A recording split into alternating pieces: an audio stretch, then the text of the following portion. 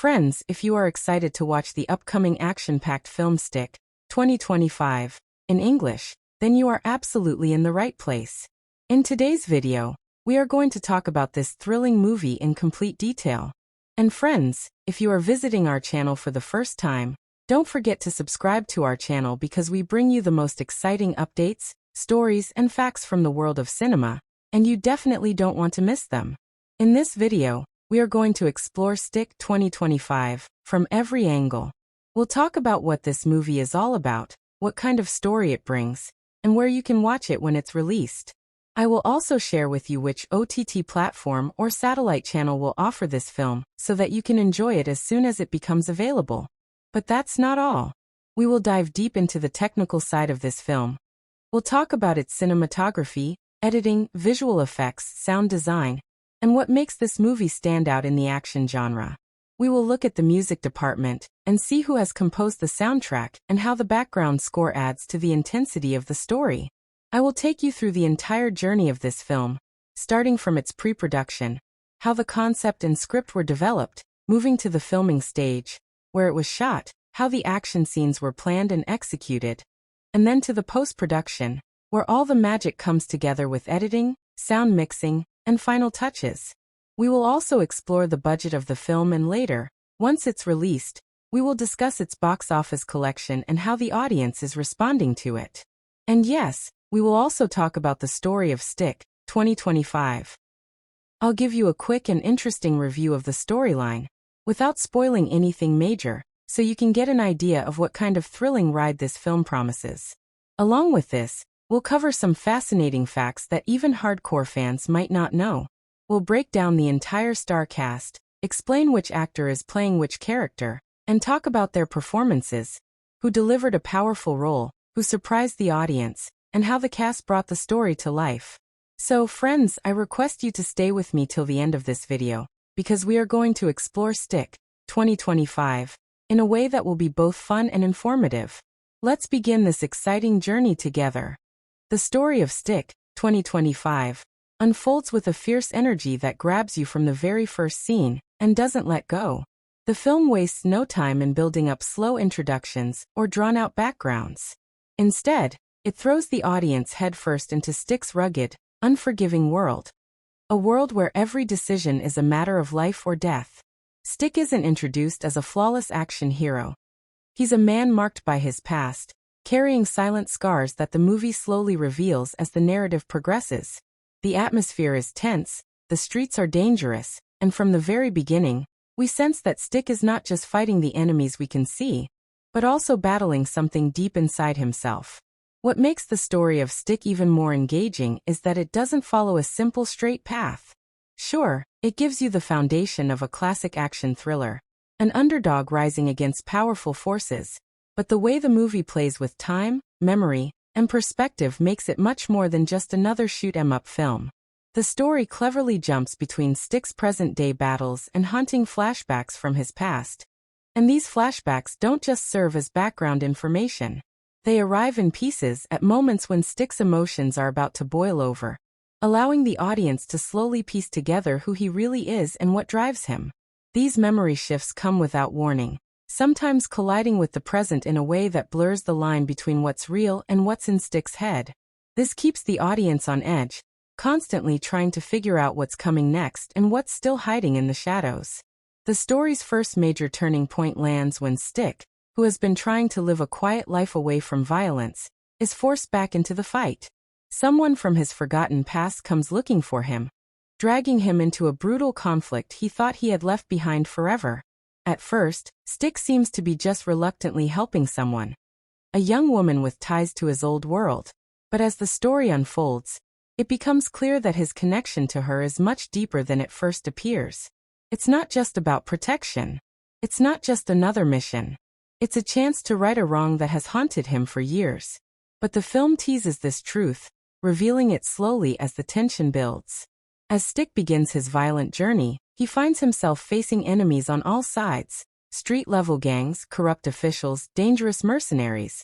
But the real war is happening inside him. He is haunted by the people he couldn't save, the promises he broke, and the guilt that eats at him with every step he takes. The narrative isn't just about action. It's about a man trying to claw his way toward redemption, even if he doesn't believe he deserves it. This balance between intense physical conflict and personal emotional struggle keeps the story layered and gripping. The film's pacing is like a roller coaster, switching between high-speed chases, close-quarters combat, and slow, reflective moments where Stick faces his memories head-on.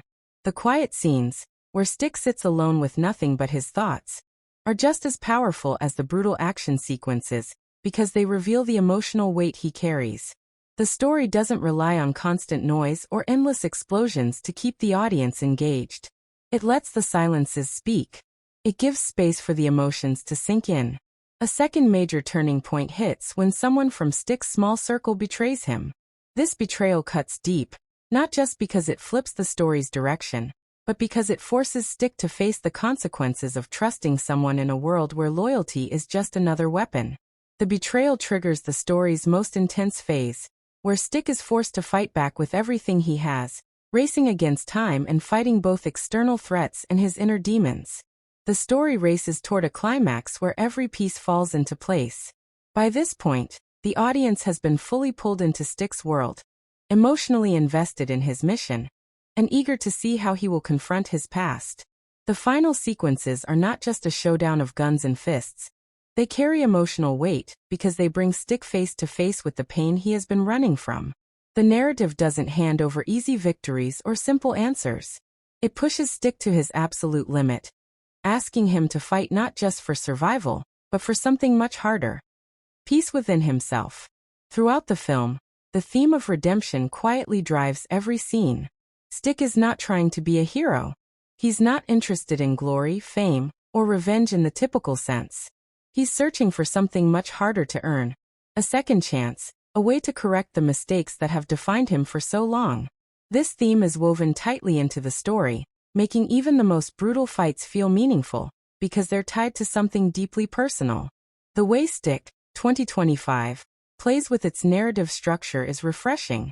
It doesn't follow the safe, familiar road. It experiments with time. It hides key information until just the right moment, and it builds its world in a way that feels alive and dangerous. The story is not just told through what the characters say but through what they don't say. The silences, the glances, the memories that sneak into the present. Every fight, every flashback, every betrayal pushes the story forward, creating a narrative that feels as relentless as Stick himself. In the end, the story of Stick isn't just about taking down enemies. It's about facing the one enemy he spent years avoiding: himself. And that's what gives this action-packed ride its real power. The character development in Stick, 2025, is not just an add-on to the action. It's the emotional spine of the entire film. Every major beat in the story is driven by the characters' choices, relationships, and inner struggles. And that's what makes the experience feel so grounded and human despite the high-octane thrills. From the very beginning, it's clear that this movie isn't just interested in showing us what these characters do. It wants us to understand why they do it, what's driving them, and how their past shaped their every move. At the center of it all is Stick, a man who communicates more with silence than with words. He's not a flashy hero. He doesn't crack jokes or make speeches. But what makes him fascinating is the way the film slowly reveals his complexity, peeling away layers like old armor. At first, he seems like a typical lone wolf, hardened by the violence of his past and emotionally cut off from the world. He keeps people at arm's length, avoids unnecessary interactions, and handles his problems with quiet brutality. But as the narrative progresses, we start to see a shift. The film drops hints that Stick wasn't always this way. There was a time when he had people he cared about, and a time when he believed in something. That old version of him is still buried deep inside, and the story becomes as much about rediscovering that man as it is about fighting external threats. What's powerful about Stick's arc is that his growth doesn't come from winning fights. It comes from reconnecting with his humanity. That journey is largely driven by his relationship with a young woman named Lila, a character who initially appears to be just another person in danger, but soon proves to be one of the film's emotional anchors. Lila is sharp, determined, and far from helpless. She doesn't just follow Stick around. She challenges him, calls him out, and refuses to be treated like a burden. The tension between them at first is thick. Stick sees her as a liability, someone who will get herself killed if she stays close to him. But over time, as they're forced to rely on each other, a bond forms that neither of them expected. Lila is the one who sees through Stick's hardened exterior and pushes him to confront the pain he's been hiding for years. She becomes a mirror, reflecting the man he could still be if he allows himself to care again. Their relationship isn't romantic. It's something deeper, based on trust, mutual respect, and shared trauma. Through her, Stick begins to believe that maybe redemption is possible after all. Then there's Marcus, Stick's former mentor, a man who helped shape him into the lethal force he is today. Marcus is a tough, no-nonsense figure who operates with his own brutal logic. He doesn't coddle Stick or offer easy wisdom. In fact, much of their interaction is marked by tension and disagreement. Marcus sees Stick as someone who abandoned his purpose, someone who let guilt cloud his judgment. But as the film progresses, we begin to see that Marcus is just as flawed and haunted as Stick is. Their relationship is filled with unresolved history, unspoken regrets, and buried emotions. In a way, Marcus represents the path Stick could have taken, a life of complete emotional detachment, focused only on survival and efficiency. The contrast between them becomes more apparent as Stick begins to change. Their scenes together are among the most powerful in the film, not because of explosions or fight choreography, but because of the emotional weight they carry. They don't always say what they mean, but every line, every glance, is loaded with years of shared pain. The antagonist in Stick, 2025, isn't just a typical villain with a one-dimensional motive. His name is Riker, and his story runs parallel to Stick's in a way that creates deep narrative tension. Riker isn't out to destroy the world or build an empire. He's out to settle a personal score. He and Stick have a shared history that's revealed in fragments throughout the movie, and that history is soaked in betrayal, broken trust, and blood. What makes Riker so compelling is that he truly believes he's the hero of his own story. His actions, while brutal, come from a place of personal loss and moral conviction twisted by pain. The conflict between him and Stick is more than physical. It's a battle of ideologies, a confrontation between two men shaped by the same past, but walking very different paths. The scenes between them are filled with emotional weight, as both try to make the other see the truth of their choices. Even the minor characters are given room to breathe. Allies like Frankie, a tech-savvy former friend with a murky sense of loyalty, and Dasha, a fearless underground fighter with a personal code of honor, aren't just props. They each bring out different sides of Stick. Frankie pushes Stick to accept help and rely on others again, while Dasha represents the brutal world he's trying to escape from. These characters don't just serve the plot. They contribute to Stick's evolution by forcing him to make choices that challenge his instincts. One of the most rewarding aspects of the character development in this film is how it refuses to simplify people. No one is all good or all bad. Everyone is shaped by pain, survival, and tough decisions. The character's growth doesn't come in the form of dramatic speeches or sudden changes. It comes through action, hesitation, vulnerability, and hard-earned trust. Stick doesn't become a new person by the end. He becomes a fuller version of himself. His transformation is built not on fantasy, but on emotional realism. In Stick, 2025, character development isn't something that happens on the sidelines while the action unfolds. It's baked into every scene, every line of dialogue, every moment of silence. The relationships, the motivations, the conflicts, they're what drive the story forward.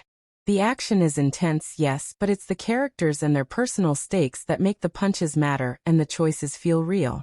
Watching them evolve, stumble, and slowly rise again gives the film its heart and keeps you fully invested from beginning to end. The performances in Stick, 2025, are not simply good. They are the foundation of the entire experience.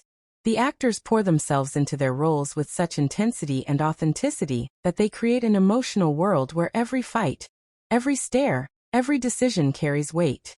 It's not just that the cast fits their characters, it's that they disappear into them. The line between the actor and the character fades, and what's left is a set of raw, believable human beings navigating a world of violence, guilt, redemption, and survival. The lead actor playing Stick delivers one of the most controlled, nuanced performances in recent action cinema. He isn't loud, he doesn't overact, and he never tries to win the audience over with forced charm.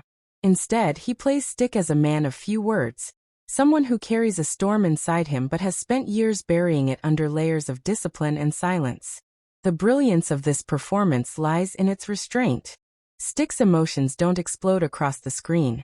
They simmer quietly, slipping out in brief moments of hesitation, in the tightening of his jaw, in the flicker of regret behind his eyes. This actor knows how to speak volumes without saying anything at all. When Stick walks into a room, you can feel his history in the way he carries his body, in the weight of his footsteps, in the exhaustion in his gaze. He's a man who has seen too much, done too much, and is still haunted by the ghosts of his past. The physicality of his performance is another layer of brilliance.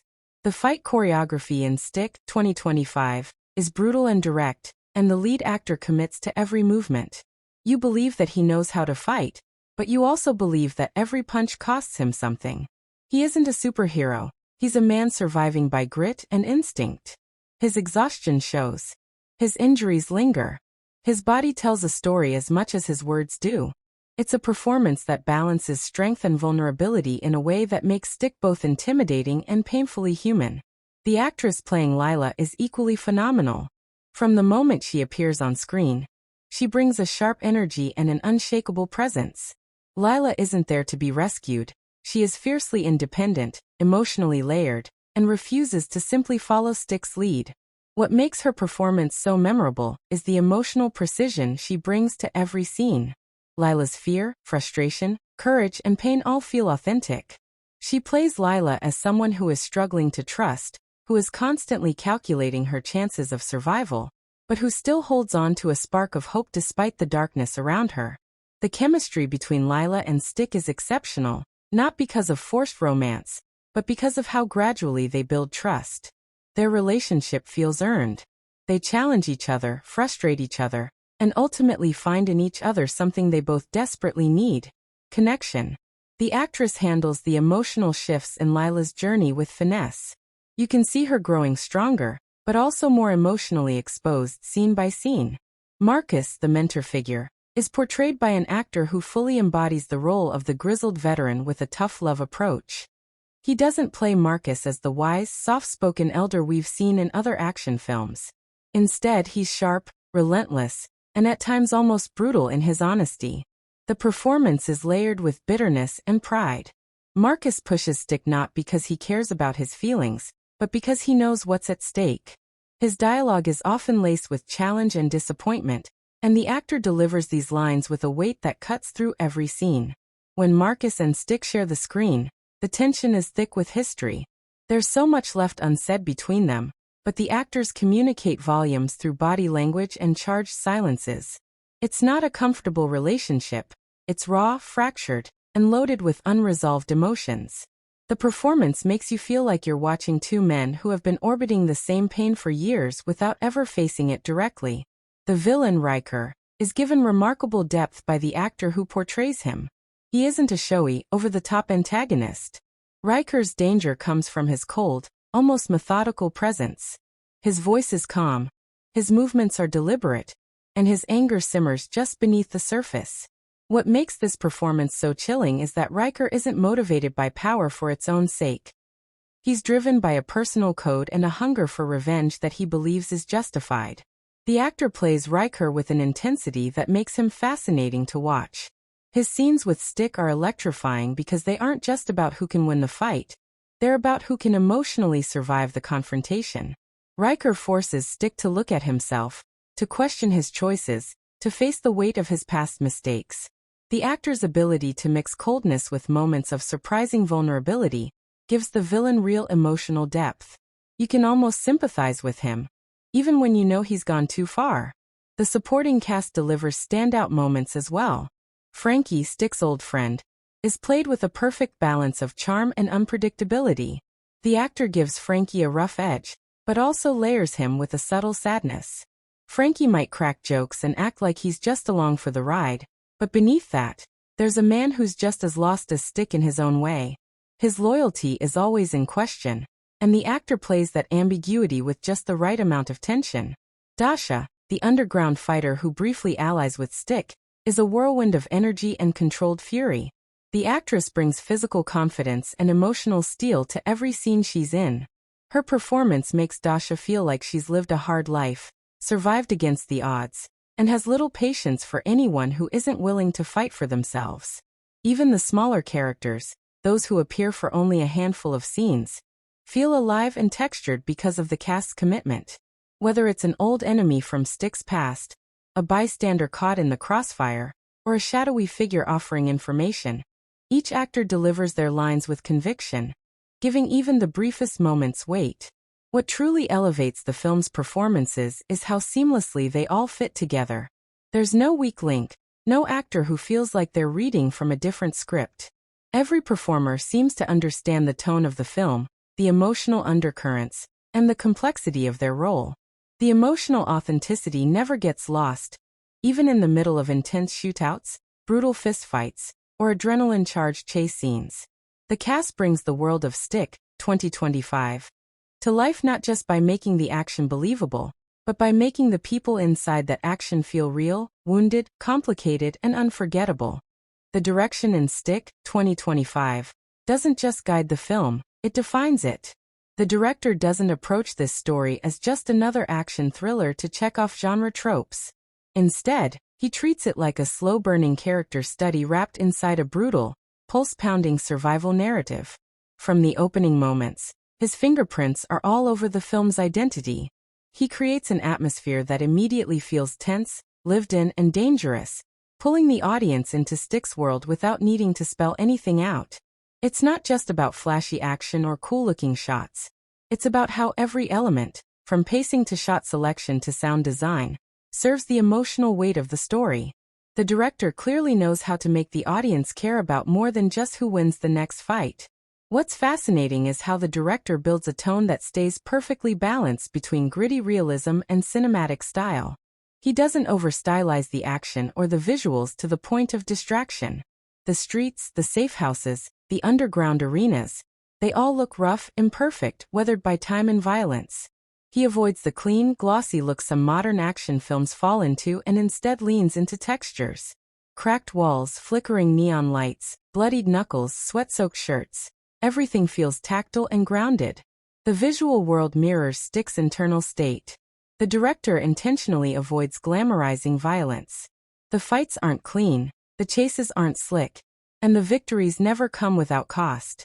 The violence feels messy, exhausting, and absolutely personal. The pacing is one of the director's most masterful tools. He doesn't rush.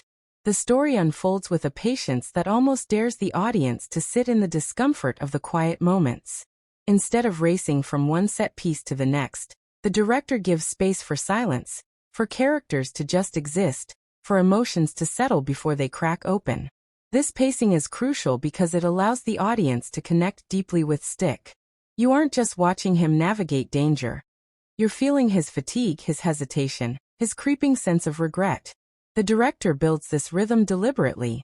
When the action finally erupts, it hits like a freight train because of the slow, steady build-up. The quiet stretches don't kill momentum, they sharpen it. The director's shot composition is particularly thoughtful. He frames Stick in ways that emphasize his isolation. Wide shots often place Stick alone in vast, empty spaces, visually reinforcing how cut off he is from everything around him. In more intimate moments, the camera moves in tight, sometimes almost claustrophobically close, capturing micro-expressions and tiny emotional fractures. This contrast between distance and intimacy mirrors Stick's own emotional push and pull. He wants to keep people at arm's length, but the world keeps forcing him to connect, to engage, to fight for someone other than himself. The director's visual language keeps reminding us of that struggle without needing a single word of dialogue. What's remarkable is how the director resists the temptation to rely on exposition. He trusts his audience. He lets visual storytelling carry the weight. A lingering glance at an old photograph, a half-finished cigarette, a carefully chosen scar.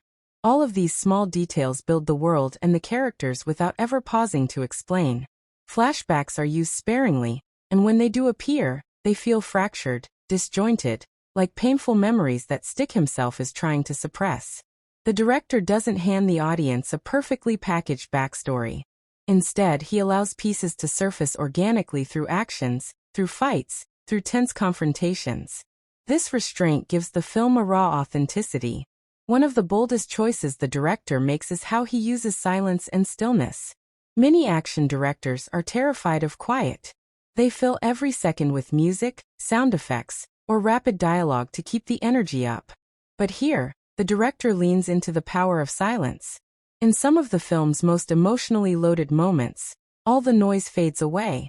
Sticks breathing, the creak of a floorboard, the distant hum of city life. These sounds suddenly become loud in the absence of everything else. The director knows that silence can sometimes scream louder than a gunshot. He gives the audience room to feel the weight of the story without rushing to the next explosion. The director also has a sharp understanding of how to build tension through geography and space. He stages action sequences in tight, unpredictable environments, cramped hallways, cluttered basements, narrow alleyways, forcing Stick to adapt in real time. These aren't fights choreographed for style. They are fights built for survival. The director often uses long, unbroken takes that track Stick as he fights his way out of impossible situations, making the audience feel like they're trapped in the space with him. The camera doesn't flinch, doesn't cut away when the hits land or when Stick stumbles.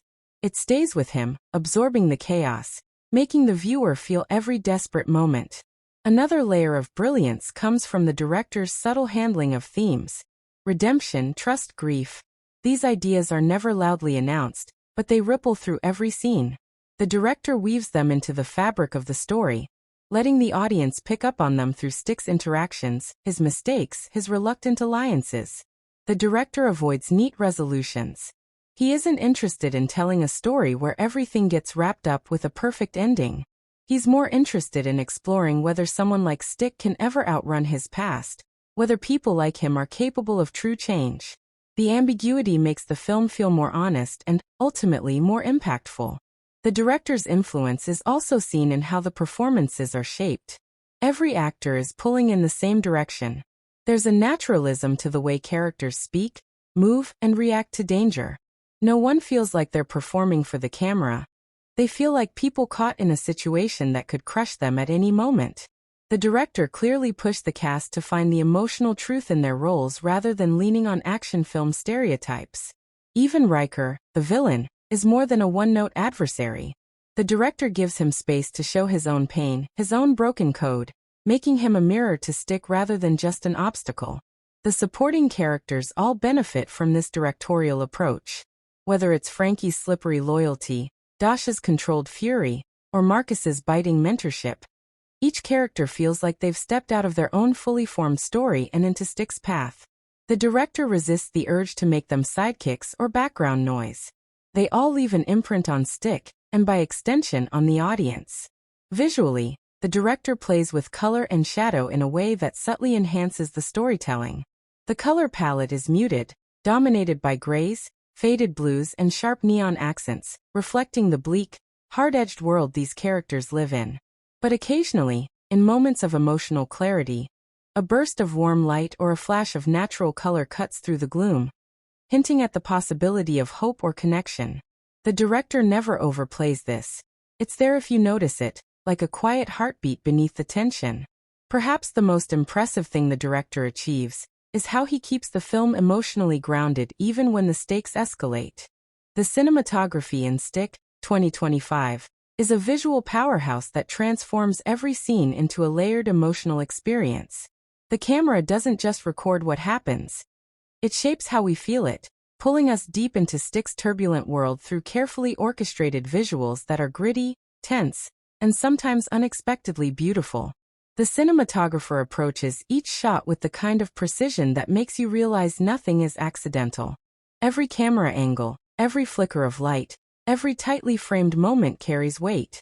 The visuals are not about making things look pretty. They're about making things feel honest, dangerous, and alive. Right from the first frame, the cinematographer makes it clear that this story will be told from Stick's perspective, both physically and psychologically. The camera frequently adopts Stick's eye-level view, keeping us grounded with him, forcing us to see the world the way he does. But when Stick's control starts to slip, or when the world begins to close in on him. The angles shift subtly.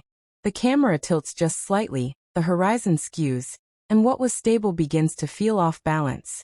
These slight shifts are not exaggerated, but they're powerful enough to make the viewer feel unsettled, like Stick's grip on his surroundings is fraying.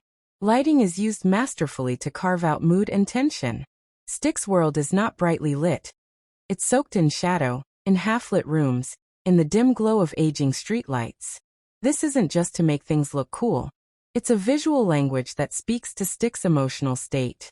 He is a man trying to outrun his past, and the cinematographer uses shadow to physically manifest the weight of that history. Scenes where Stick is battling his inner demons are drenched in deep blacks, with only slivers of harsh light breaking through, as if he's constantly on the edge of being swallowed whole. In these moments, the cinematographer often lights Stick from behind, casting his face in silhouette, emphasizing his struggle to fully confront who he is. What makes the lighting even more compelling is its authenticity. The cinematographer rarely uses artificial-looking sources. Instead, most of the lighting seems to come from practical elements within the scene.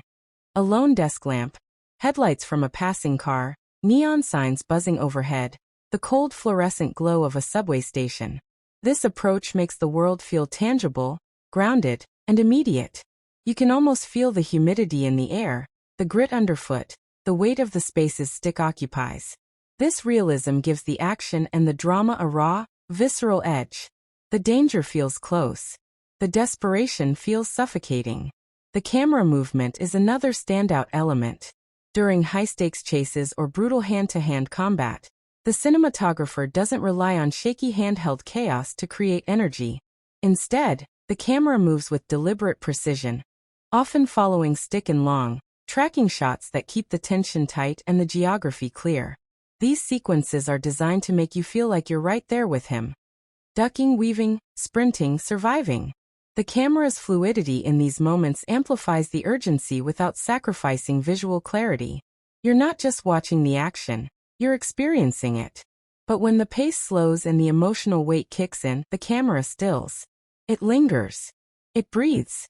It gives space to quiet tension, to Stick's silent battles, to moments where words fall short. The cinematographer knows exactly when to move and when to stay. Framing choices throughout the film add layers to the storytelling. Stick is often captured in wide shots that place him as a small, solitary figure against sprawling, decaying urban landscapes. This isn't accidental. It visually reinforces his isolation, his status as a man cut off from the world, dwarfed by the machinery of violence and crime that surrounds him. But when Stick shares the frame with other characters, especially those who try to pull him toward redemption, the cinematographer often uses tight, compressed spaces, forcing intimacy and confrontation. These cramped frames generate a palpable tension, as if Stick is physically unable to distance himself from the choices and people he's trying to escape. Color is used with incredible restraint, but devastating effectiveness. The dominant palette throughout most of the film is cold and muted, grays, washed-out blues, sickly greens. This isn't the vibrant, polished world of typical action thrillers. It's a space that feels used, damaged, and drained of comfort. But the cinematographer occasionally breaks this visual monotony with sudden bursts of color that carry emotional weight. A red neon sign flashing behind Stick in a moment of fury, the warm flicker of a lighter in a tense exchange, the faint gold glow of morning light in a rare scene of quiet connection. All of these moments pop against the otherwise subdued backdrop, signaling shifts in Stick's emotional journey. These colors aren't just aesthetic choices. They're story beats, visual markers of change, temptation, danger, or fleeting hope. One of the most impressive techniques the cinematographer uses is the incorporation of environmental storytelling through background and layering. Foregrounds are often cluttered with fences, rain-streaked windows, hanging cables, and other visual barriers that partially obscure Stick, subtly emphasizing how boxed in he feels. These layered shots create depth but also maintain a persistent sense of entrapment. Even when Stick seems to have space, the visuals remind us that he's constantly navigating through obstacles, both physical and emotional. The audience is kept on edge, always peering around visual corners, always half expecting threats to emerge from the blurred periphery. Reflections are a recurring visual motif used to incredible effect. Stick's reflection appears in cracked mirrors, rippling puddles, and warped glass, often distorted or fragmented. These moments quietly reinforce the fractured nature of his identity.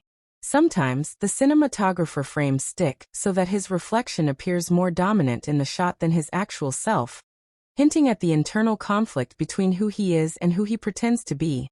The reflections add a layer of psychological storytelling without a single line of dialogue, just a powerful visual cue that sticks with the viewer.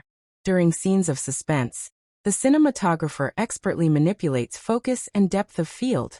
Backgrounds blur into smudges of color and shape while the sharp focus locks onto Stick's expression, magnifying his stress and alertness. But when the danger snaps into view, the focus broadens, allowing the threat to surge into sharp relief alongside him. This controlled play with focus heightens the stakes and keeps the audience hyper-aware of their surroundings, constantly searching for what might come next. Even the film's most brutal fight scenes are treated with visual care. The cinematographer avoids over-stylized slow-motion shots or exaggerated choreography. Instead, these sequences are shot with a raw, unflinching lens that captures the exhausting, clumsy, painful reality of physical combat. Blood spatters aren't artful flourishes. They are jarring, abrupt reminders of the stakes. The camera doesn't pull away when the hits get ugly. It stays close, making the audience feel every bone-jarring impact, every desperate lunge, every wheezing breath Stick struggles to take. In quiet, dialogue-heavy scenes, the cinematographer often lets natural light do the heavy lifting. The editing and pacing in Stick 2025 work like the pulse of the film, guiding the audience through moments of blistering urgency and stretches of quiet, simmering tension. The editor clearly understands that this story is not just about how fast things move. It's about how the rhythm of each scene pulls the viewer deeper into Stick's world, controlling when to let them breathe, and when to leave them gasping for air. From the opening sequence, the editing sets a tone that's both tightly wound and measured. The film doesn't throw the audience straight into chaos. Instead, it builds slowly, using deliberate cuts to establish Stick's environment, his routine, and his emotional isolation. The transitions between scenes are fluid, often carrying small visual or sound cues from one moment into the next. These seamless transitions create a kind of narrative momentum that keeps the story flowing naturally without feeling forced or overly stylized. The editor resists the temptation to rush through backstory or world building, instead allowing tension to develop patiently, which makes the eventual bursts of violence feel earned and explosive. The pacing of the action sequences is particularly sharp. Rather than relying on frantic, quick cuts that can make fights feel disjointed or confusing, the editor gives these moments space to unfold. Shots are held just long enough for the audience to register every move, every grimace, every desperate scramble. There's a real sense of geography in the action. Viewers always know where Stick is, where the danger is coming from, and how the environment plays into the fight. This clarity adds to the intensity because the viewer isn't just watching. They're calculating, anticipating, surviving right alongside Stick. But just when the adrenaline peaks, the editing knows exactly when to slam on the brakes.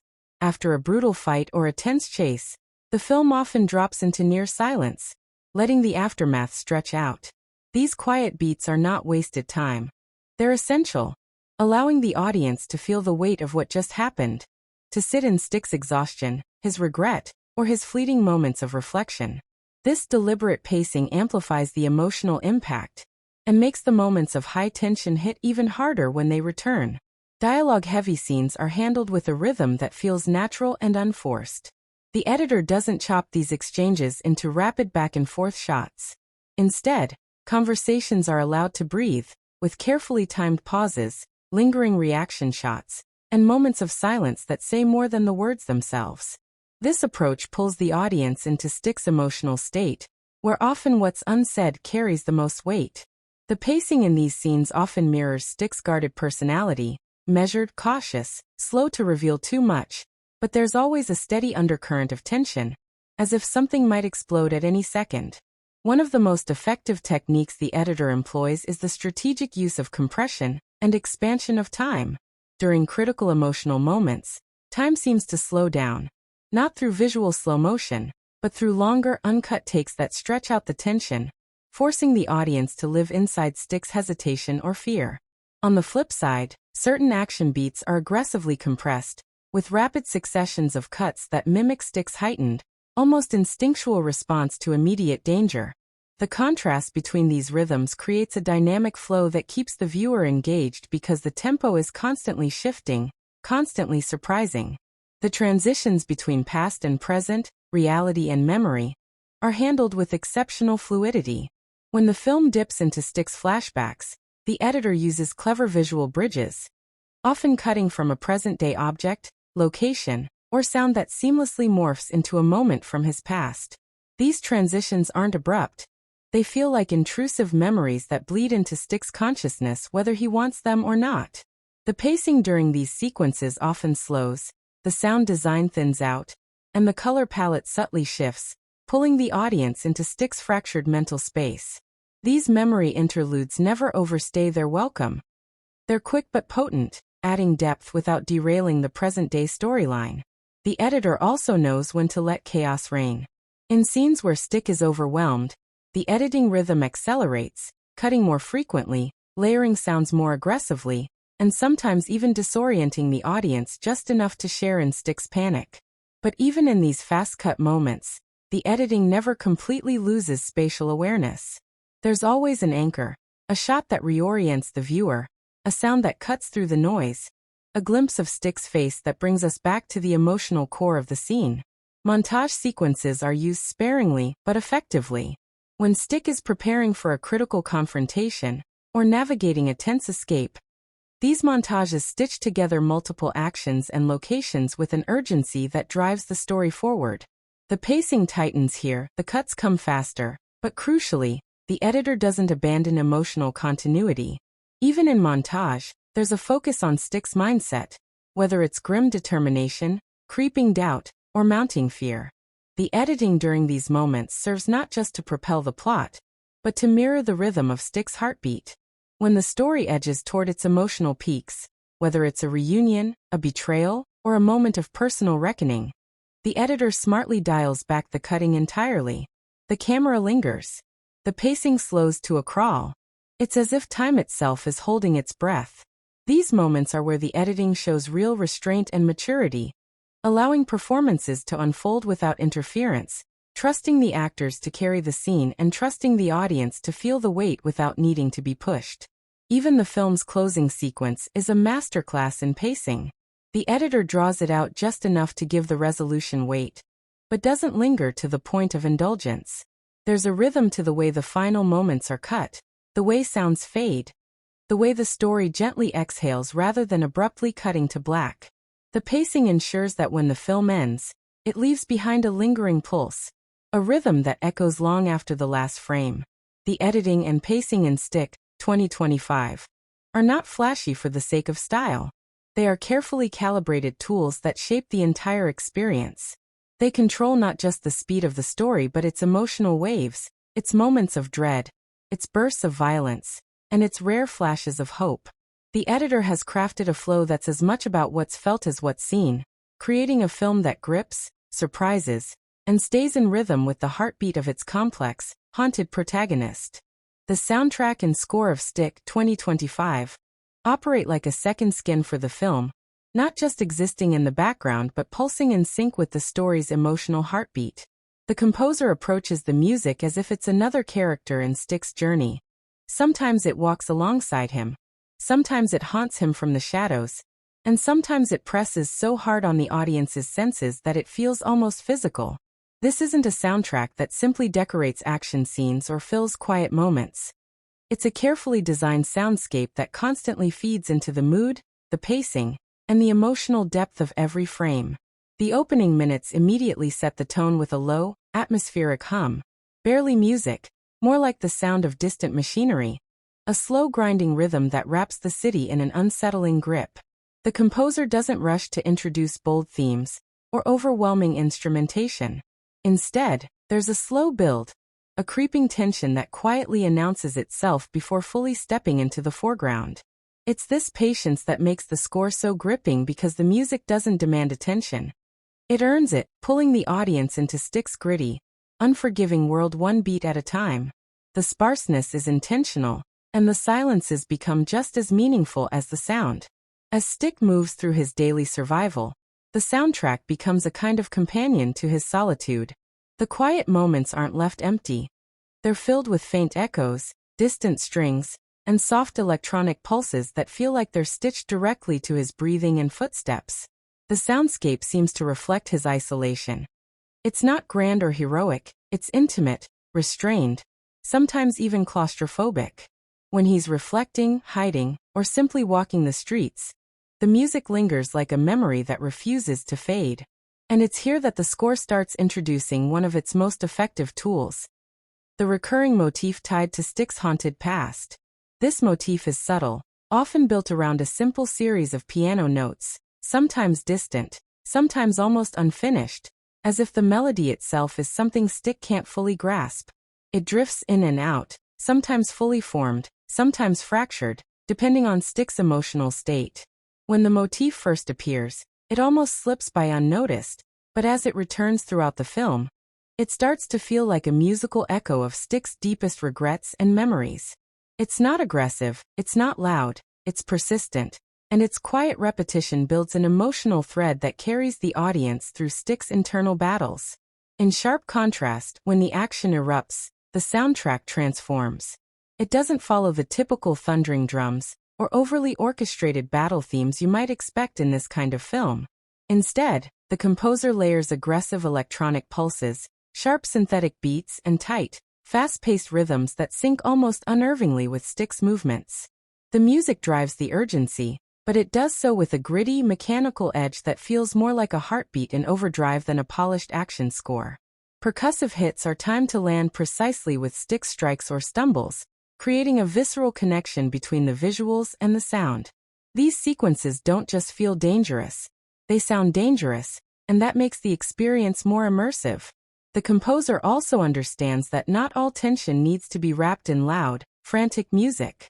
Some of the most nerve-wracking sequences in the film are almost entirely stripped of score, using silence as a weapon. In these moments, the absence of music is deafening. Every small sound, footsteps, a gun being cocked, a breath caught in Stick's throat, is magnified to a point where the viewer becomes hyper-aware of every detail. It's a powerful technique that forces the audience to sit in the discomfort, waiting, listening, anticipating the explosion that might come at any second. And when the music does return, it often does so in an almost surgical way, just a few notes, just enough sound to snap the tension tight again. The blending of organic and synthetic sounds throughout the score is another brilliant decision. The electronic beats feel cold, harsh, almost mechanical, while the occasional use of strings, piano, and distant choral hums inject something fragile and human into the soundscape. This duality mirrors Stick's internal struggle, the hardened, almost robotic survivor on the surface, battling to hold onto the last threads of his humanity. The composer leans into this contrast, sometimes letting the two sides overlap in the same track. You'll hear the cold precision of an electronic pulse colliding with the warm, aching strain of a cello, and it creates a beautiful musical tension that never fully resolves. There are moments where the soundtrack smartly plays with sound inside Stick's environment, blending what the character hears with what the audience feels. Street music, the rumble of passing cars, the rhythm of raindrops. These diegetic sounds sometimes slip so seamlessly into the score that it's hard to tell where the world ends and the music begins. This technique blurs the lines between Stick's perception and the audience's, pulling the viewer even closer to his point of view. It makes the soundtrack feel alive, as if it's reacting to the world in real time. When the film shifts into its most emotional territory, the composer shows incredible restraint. There's no sweeping, overly dramatic orchestration here.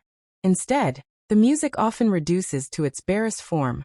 Quiet piano notes, long silences between chords, maybe a faint hum that almost sounds like it's coming from somewhere inside Stick's own head. These sparse musical choices allow the audience to feel Stick's emotional weight without being dragged there by force. The music trusts the viewer to connect the dots, to feel the ache in the silences. As the story builds toward its climax, the score subtly evolves. Earlier motifs return but are warped, stretched, sometimes broken. What once felt like a stable rhythm is now fractured. The percussion becomes irregular, melodies feel unfinished, and even the tempo falters as if the music itself is struggling to hold together under the weight of the story's final stakes. This deliberate musical decay beautifully echoes Stick's own journey, scarred, exhausted, but still moving forward. In the final moments of the film, the score doesn't go out with a bang. Instead, it fades, quietly, thoughtfully, leaving behind the faintest traces of those recurring motifs that have been trailing Stick all along. It's as if the music is slowly dissolving, slipping back into the silence from which it first emerged. The last note lingers, a soft, unresolved chord that feels like it could hang in the air forever. The soundtrack and score of Stick, 2025, are not just technical achievements, they're the emotional compass of the film. They track the rhythm of Stick's pulse, the weight of his memories, the sharpness of his fear, and the flickers of hope he barely allows himself to feel. Whether through haunting silences, explosive action cues, or delicate, recurring melodies, the music becomes an inseparable part of the story's DNA. It wraps around the audience, sometimes whispering, sometimes roaring, but always pulling them deeper into Stick's world. Until even after the music fades, it feels like it's still echoing somewhere just beneath the skin. The thematic depth of Stick, 2025, is far richer and more layered than it initially appears, unfolding like a puzzle that reveals new pieces with every step Stick takes through his brutal, unforgiving world.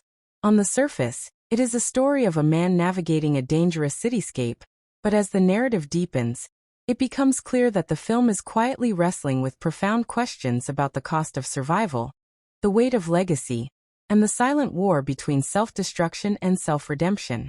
The more we follow Stick's journey, the more the story begins to ask, what happens when survival itself becomes a kind of prison?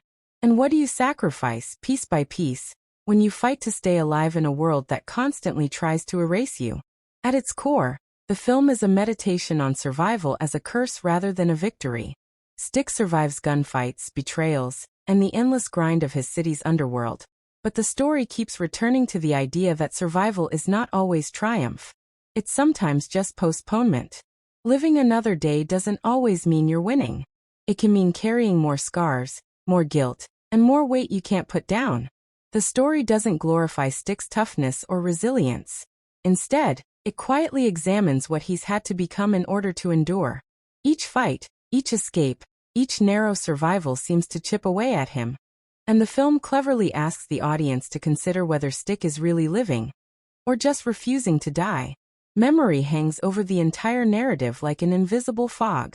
Stick is constantly pulled backward by the weight of his past.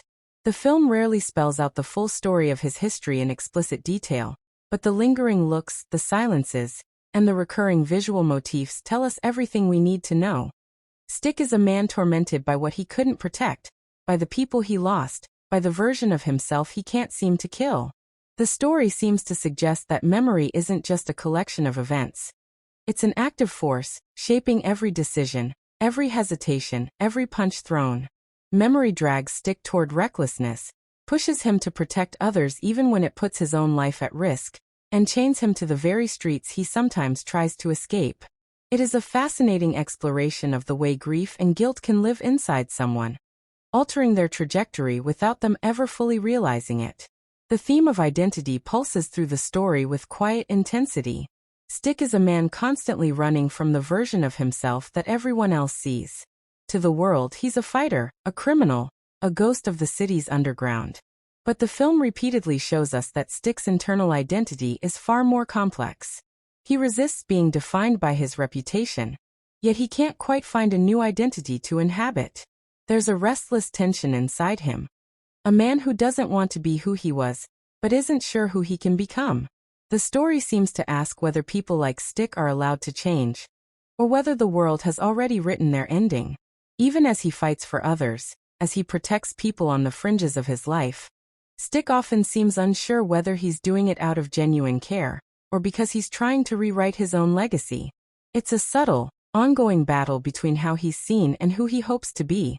Redemption threads through the story like a shadow, just out of reach, just close enough to tempt Stick but never easy to grasp.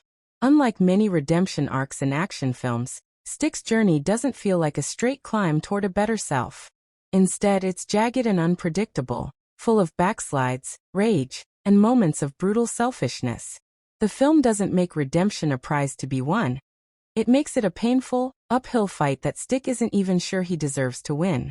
His small, often private acts of kindness, protecting a stranger, sparing an enemy, risking his life for someone else's, aren't treated like grand heroic gestures. They're messy, instinctual, sometimes accidental. The story seems to suggest that redemption isn't about one big moment that erases your past. It's about the small, often unnoticed choices you make every day to be just a little bit better, even if no one else sees it. Cycles of violence are another theme the film explores with remarkable subtlety. Stick moves through a world where violence is the primary currency, where betrayals and beatings are just part of the rhythm of life. But what makes the story so powerful is the way it forces Stick, and the audience, to question whether violence ever actually solves anything. Every punch he throws, every bullet he fires, seems to create a ripple that pulls him deeper into the cycle he's trying to escape. The film cleverly hints that even though Stick is exceptional at fighting, the very act of violence keeps him trapped. It's a survival skill that is also his curse. The story challenges the notion that fighting your way out is the answer, constantly showing that violence only begets more violence, and walking away is often the hardest, bravest choice. There's a quiet but potent examination of emotional isolation and suppressed vulnerability throughout the film. Stick is a man who has learned to hide every flicker of feeling behind a hardened mask, not because he doesn't feel, but because he feels too deeply and has no idea what to do with that weight. The film uses his brief, fragile connections with other characters to slowly peel back those layers. Whether it's a hesitant friendship, an old flame, or an unexpected moment of trust, these interactions reveal the cracks in Stick's armor. The story doesn't force him into melodramatic breakdowns. It's far more restrained than that. It shows us a man who desperately wants to reach out but has trained himself to pull back, again and again. The tension between his instinct to isolate and his desire for connection gives the film an emotional complexity that stays with the viewer. Another fascinating layer is the theme of loyalty and betrayal. In Stick's world, trust is a dangerous game. The film plays with this theme in smart, unpredictable ways. Some of Stick's closest allies are revealed to have their own agendas. Some of his enemies show flashes of unexpected respect. The question of who can be trusted, and whether anyone truly stands by anyone else in this brutal environment, is a constant source of tension. The story seems to argue that loyalty in a world built on survival is never pure. It's transactional, temporary, always at risk of crumbling under pressure. But the moments where genuine loyalty does break through, even briefly, hit like emotional gut punches. And then there's the understated but sharp exploration of what it means to choose your battles. Stick is a man who has spent his life fighting, but the story slowly pushes him to realize that not every fight is worth his blood. Some battles are distractions. Some are traps. Some are invitations to spiral back into old cycles that will leave him right where he started. When does refusing to throw a punch become the only way to win? It's a question Stick has to answer again and again, and the story never gives him a clear path. Every choice feels weighted with uncertainty, and that's what makes the film's moral landscape so engaging. Stick, 2025, ultimately leaves viewers sitting with these questions long after the final scene. Instead, it lingers, challenging you to think about survival, identity, redemption, loyalty, memory, and violence in ways that feel raw, honest, and relentlessly human. The visual effects and CGI in Stick, 2025, are not just technical embellishments. They are essential, breathing elements that pull the audience deeper into the gritty pulse of the film's world. This is not the kind of movie that leans on glossy, over-the-top computer-generated spectacles. Instead, it carefully fuses digital effects with practical elements in a way that feels raw, textured, and intensely believable. The visual effects here aren't designed to dazzle just for the sake of spectacle. They're used to carve out a living, breathing city that almost feels like a character in its own right. The streets are grimy, the rain feels icy, the flickering neon signs buzz with life, and every shattered window and collapsing structure seems to have real weight behind it. One of the standout aspects of the visual design is how the filmmakers masterfully balance practical effects with digital enhancements. Fight scenes in particular are grounded in practical stunts that give every punch and every fall a brutal authenticity. The hits land hard, the sweat flies, the cuts and bruises form in real time, and the audience can feel every bit of it because the core of these scenes is physical, not animated.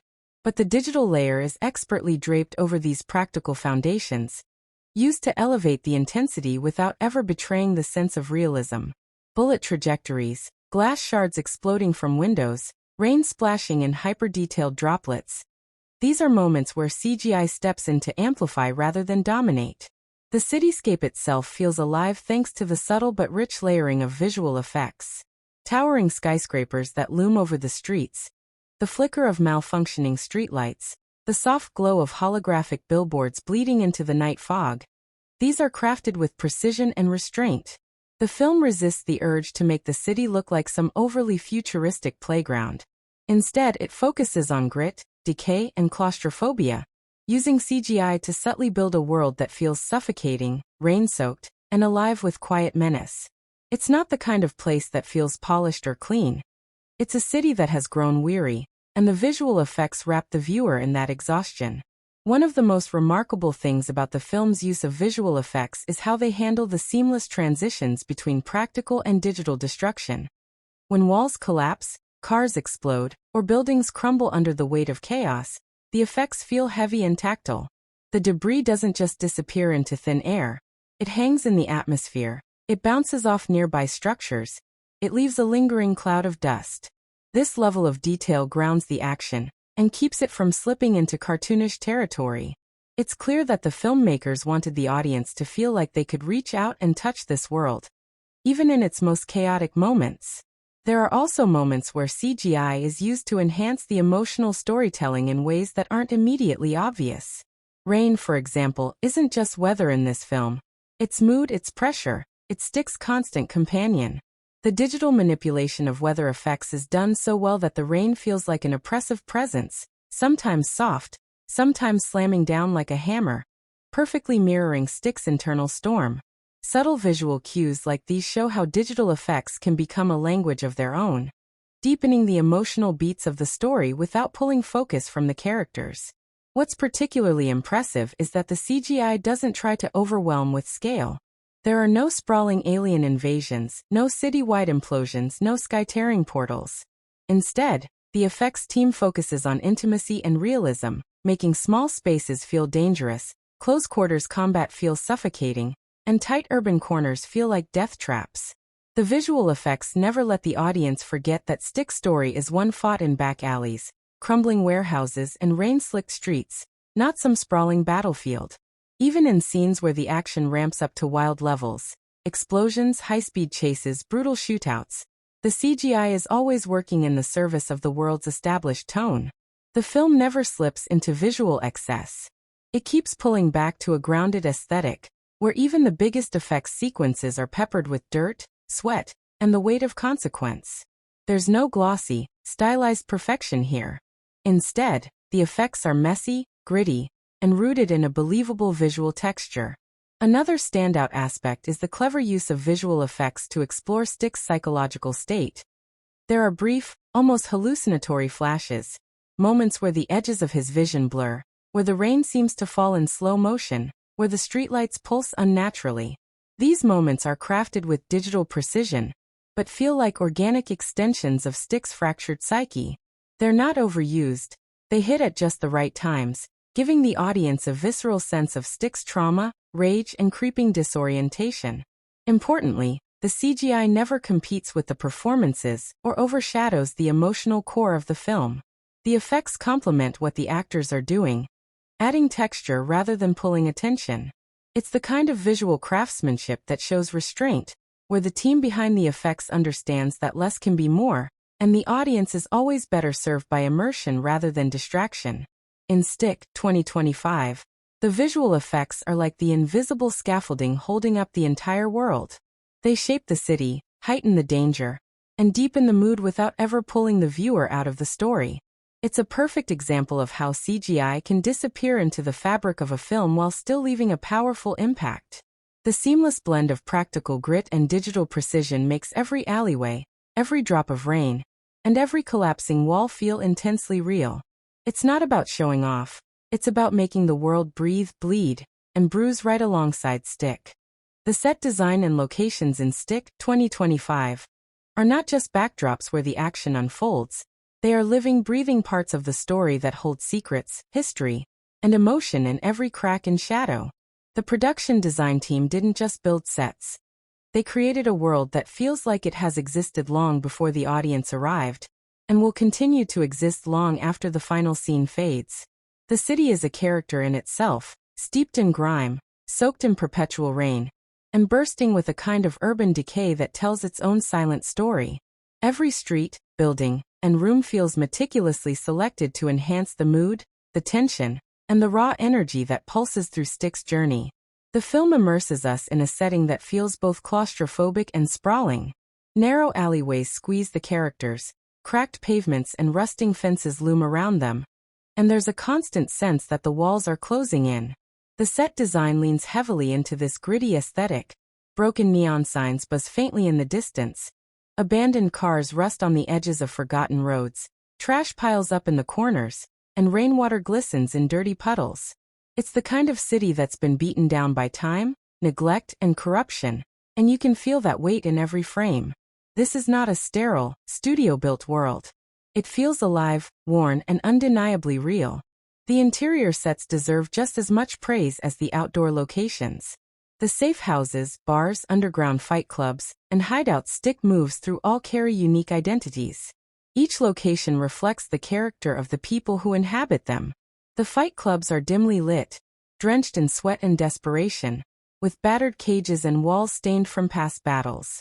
The safe houses are minimal, almost stripped of comfort, cold spaces that remind you Stick is always on the run, never at home. Even the villains' lairs ooze menace, not through grand, elaborate design, but through subtle choices like peeling wallpaper, cold metal surfaces, and the oppressive silence that seems to hum in the background. One of the most impressive aspects of the film's locations is how they always seem to mirror Stick's emotional state. When he's cornered and desperate, the spaces tighten, the hallways narrow, and the ceilings seem to press down on him. When he's on the offensive, the sets open up, abandoned warehouses, crumbling factories, vast rooftops soaked in rain. These locations provide just enough breathing room, but always keep a layer of tension simmering. The geography of the film constantly serves the emotional beats, guiding the audience through Stick's highs and lows, not just through the script, but through the spaces he inhabits. The city's layering is extraordinary. There's a sense of vertical storytelling here, where characters move through the heights and depths of the urban landscape. Rooftop chases, underground tunnels, and street-level fights all intertwine, giving the film a dynamic visual rhythm. The rooftops aren't just cool places for stunts. They offer brief moments of escape, fleeting glimpses of the sky, while the tunnels and basements plunge Stick back into the suffocating darkness where danger lurks around every corner. This use of multi-layered locations creates a world that feels expansive, even when the story remains street-level and intimate. The props and smaller set details also deserve attention. They aren't just filler, they carry meaning and history. A blood-stained jacket, a half-burned photo, a worn-out bag. These are the kinds of objects that tell silent stories about the characters who use them. The weapons feel real, used and imperfect. Nothing looks shiny or new. The production team made sure that even the smallest items fit seamlessly into the film's battered world. It's this attention to texture, and where that keeps the audience fully immersed. The film's commitment to practical locations over obvious green screen stages is what really sets it apart. Rain-slicked streets, abandoned docks, old apartment buildings with flickering hallway lights. All these places feel tangible, like you could step into them. There's dirt under your shoes, there's moisture in the air, and that sensory immersion is a direct result of smart, thoughtful location choices. The filmmakers didn't go for postcard beauty. They went for grit, atmosphere, and emotional weight. What's particularly engaging is how each location feels like it has layers of its own history. The buildings aren't just shells for the story. They feel like they've seen things, like they've absorbed the violence and sorrow of the people who've passed through them. There's a sense of age, of time wearing things down, and that fits perfectly with Stick's own journey. A man carrying the weight of his past, moving through a world that is just as scarred as he is. The visual storytelling through set design also plays with light and space in compelling ways. Rooms are often lit by single, buzzing bulbs or the sickly glow of streetlights seeping through grimy windows. It creates this constant interplay of shadow and light, where the danger is always just a step outside the illuminated frame. Long empty corridors, cluttered backrooms, and stairwells soaked in rainwater all contribute to this rich visual tapestry. The film also occasionally uses moments of unexpected beauty in its settings. A quiet rooftop view of the city skyline, a small, forgotten park overtaken by nature, a graffiti-covered wall that bursts with color amid the gray. These rare visual breaths provide contrast and remind us that even in a world drowning in violence and grime, there are fragments of life, moments of calm, and pieces of beauty worth fighting for. In Stick 2025, the set design and location choices are not accidental. They are storytelling tools that build tension, mood, and emotional depth. The world feels cohesive, lived in, and fully realized, enhancing the raw, unfiltered journey of Stick, and making every corner of the city feel like it has a story to tell. The dialogue and script in Stick 2025 hit with a rhythm that feels sharp, raw, and lived in. This isn't the kind of film where characters deliver long, flowery speeches or get lost in philosophical tangents. The script is lean and gritty, just like the world it builds, but within that stripped-down style, there are moments of real depth and emotional punch. The conversations snap with urgency, often laced with the kind of street-smart edge that tells you these characters have been fighting to survive long before the cameras started rolling. The way they talk isn't just for exposition. It's a window into their souls, their scars, and their rules for surviving in a brutal, unforgiving world. Stick's dialogue, in particular, is a masterclass in economical writing. He's not a man of many words, but when he speaks, every word counts. He's got this habit of cutting straight to the point, never wasting breath, which gives his lines this quiet authority. His words carry weight, often loaded with subtext, as if there's always something he's not saying but you can feel it sitting there between the lines. There are moments where Stick throws out short, almost throwaway lines, but they land with the force of a hammer because of the emotional context wrapped around them. The script knows how to let silence work, how to make a pause between words more powerful than a whole paragraph. But the film also knows when to let the dialogue loosen up. There are moments of dry humor, subtle sarcasm, and brief flashes of warmth between characters. These moments never break the film's gritty tone, but they give the story breathing room. They remind you that even in a world built on violence and betrayal, there are still human connections worth holding onto. The banter between Stick and supporting characters feels authentic, never forced. It's not jokey, but there's this hard-earned humor that comes from people who've seen the worst and still find ways to laugh in the dark. That balance keeps the dialogue from becoming relentlessly heavy and gives the characters more dimension. One of the standout elements of the script is how it respects the intelligence of the audience. It doesn't spoon-feed you motivations or backstories. Often, the most important details about a character's past or about the stakes at play are slipped into a single line of dialogue or hinted at through a sharp exchange. It's the kind of writing that trusts you to keep up, to read between the lines, and to piece things together as the story unfolds. This makes the conversations feel more natural, more like real people talking rather than characters delivering scripted speeches. There are some standout lines that stick in your head long after the scene moves on. Not because they're grand or poetic, but because they slice straight into the heart of the story. Lines that define Stick's code, his losses, his refusal to quit even when the world keeps pushing him down. These are the kinds of lines that don't need dramatic music swelling in the background. They hit because they feel true, because they carry the weight of the journey we're watching him fight through. The supporting cast is also given sharp, memorable dialogue. Villains don't deliver the typical bad guy monologue. Instead, their words are cold, precise, and often quietly terrifying. They speak in threats that are subtle but unmistakable, and that makes them more unnerving. The way the villains talk tells you everything about their power, their mindset, and their danger, often without them needing to raise their voices.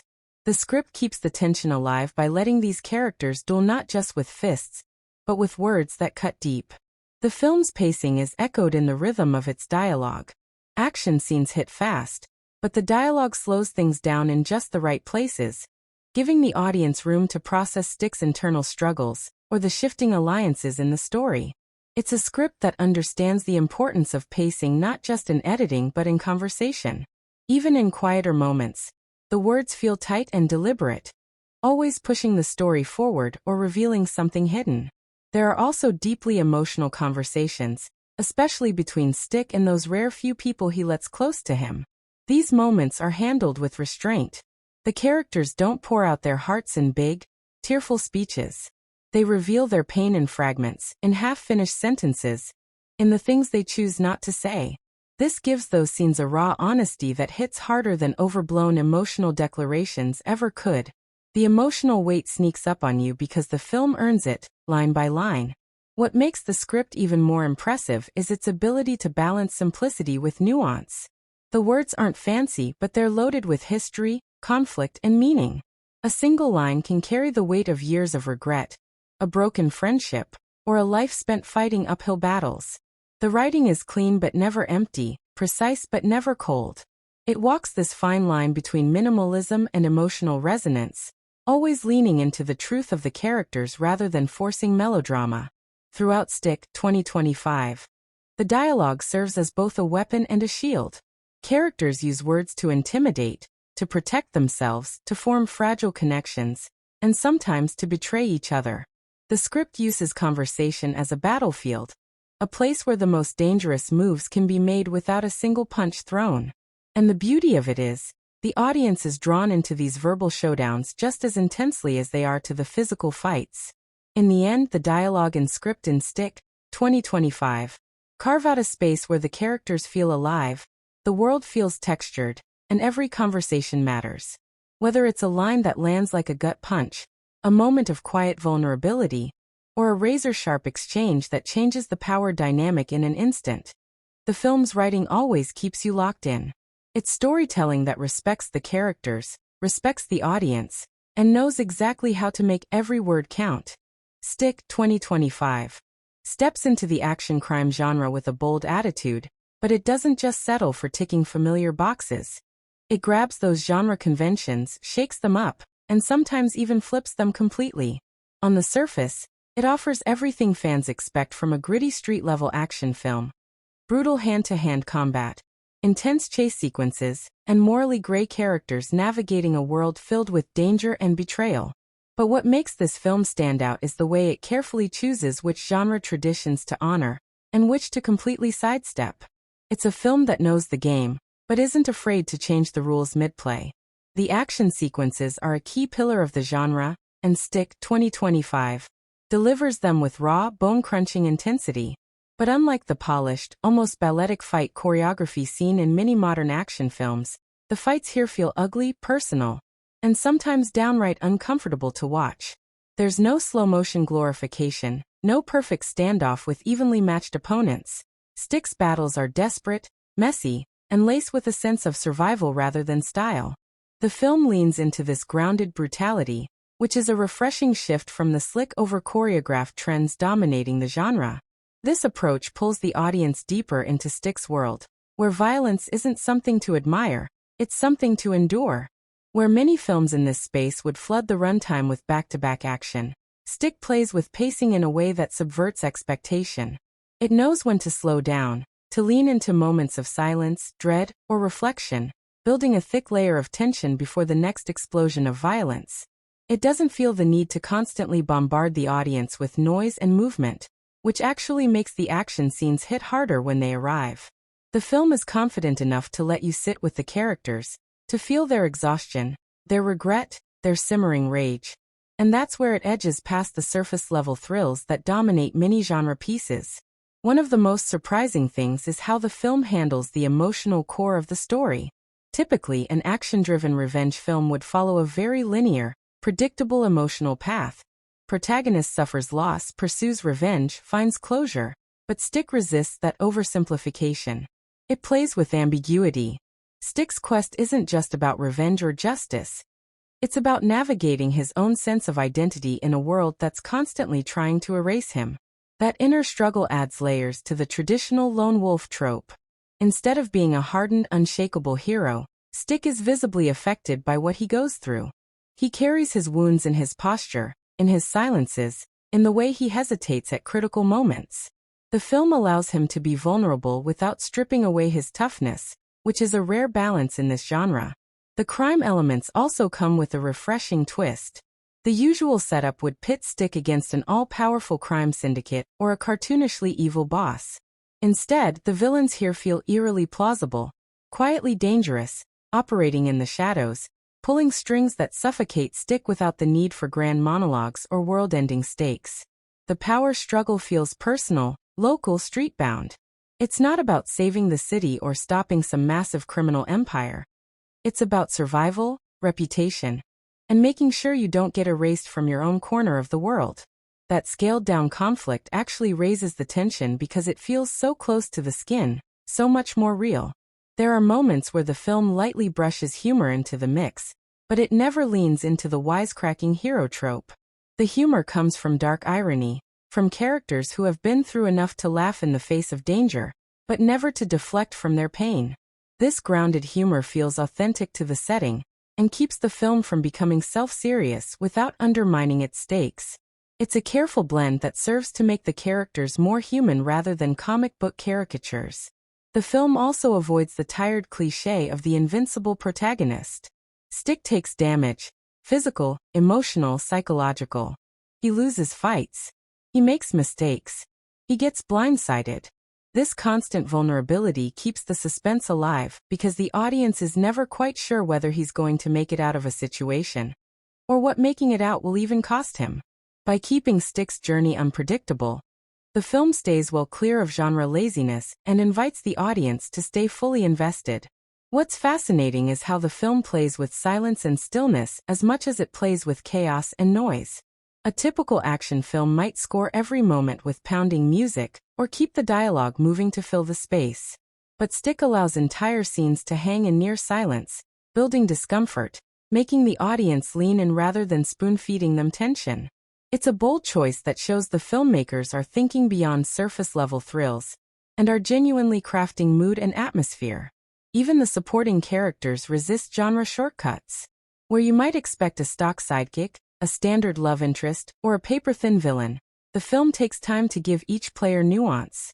Allegiances shift, backstories are hinted at but never over-explained, and even minor characters feel like they have a life outside the frame.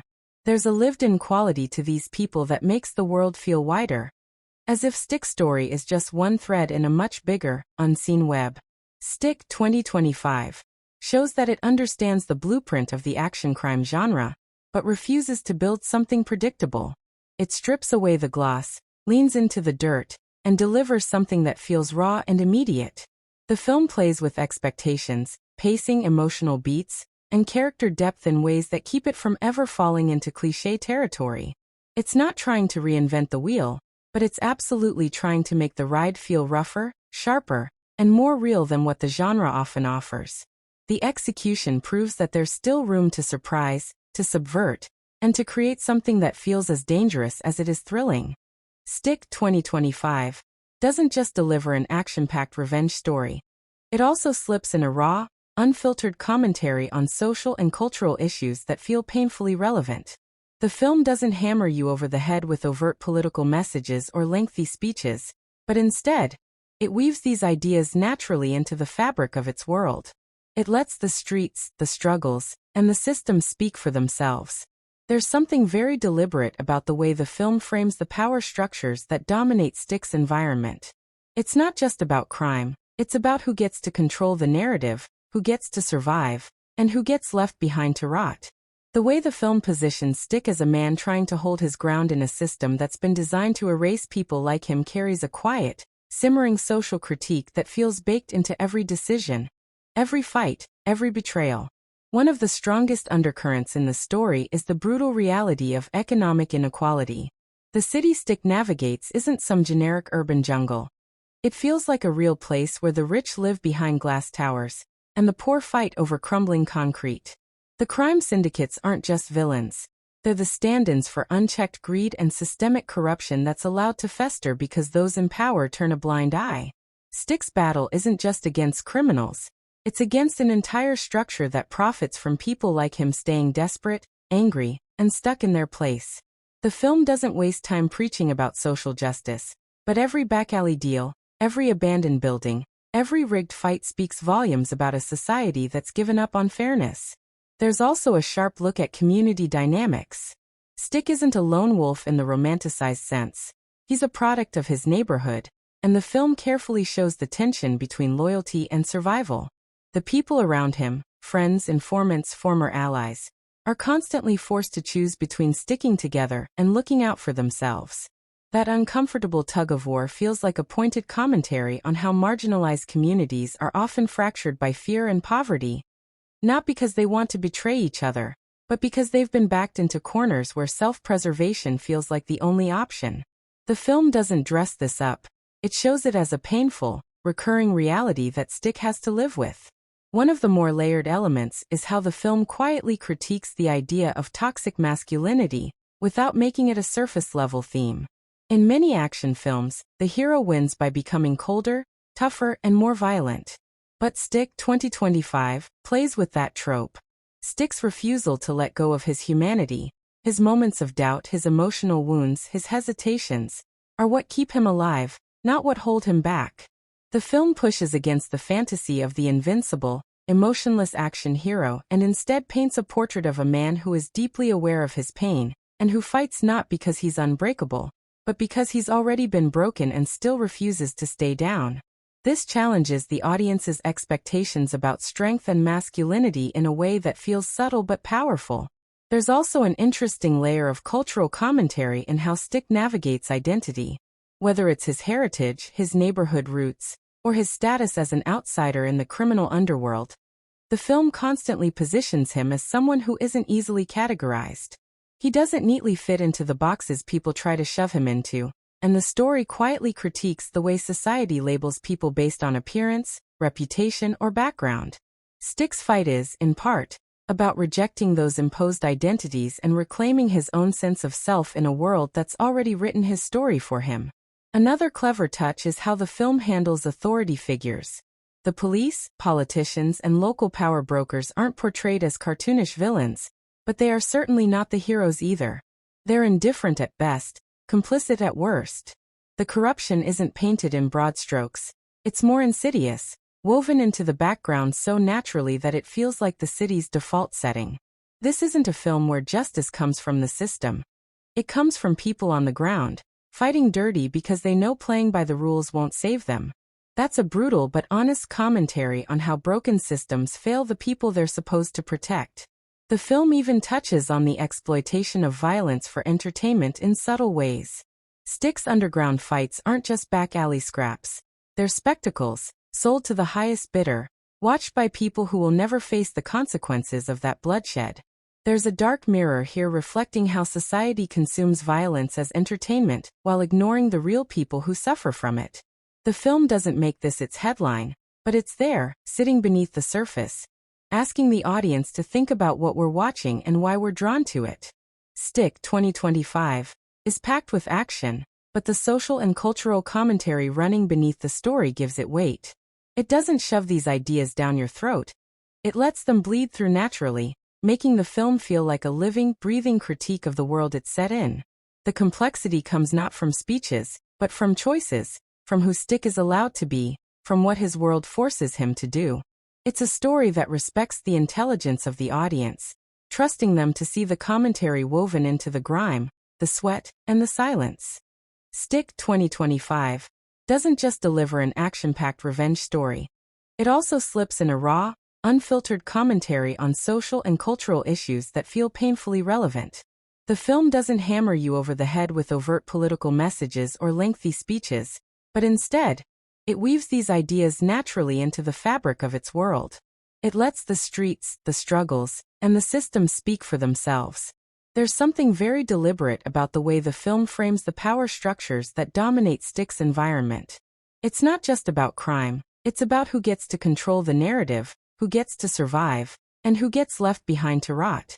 The way the film positions Stick as a man trying to hold his ground in a system that's been designed to erase people like him carries a quiet, simmering social critique that feels baked into every decision, every fight, every betrayal.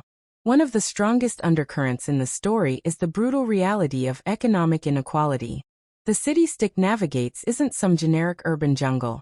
It feels like a real place where the rich live behind glass towers, and the poor fight over crumbling concrete. The crime syndicates aren't just villains. They're the stand-ins for unchecked greed and systemic corruption that's allowed to fester because those in power turn a blind eye. Stick's battle isn't just against criminals.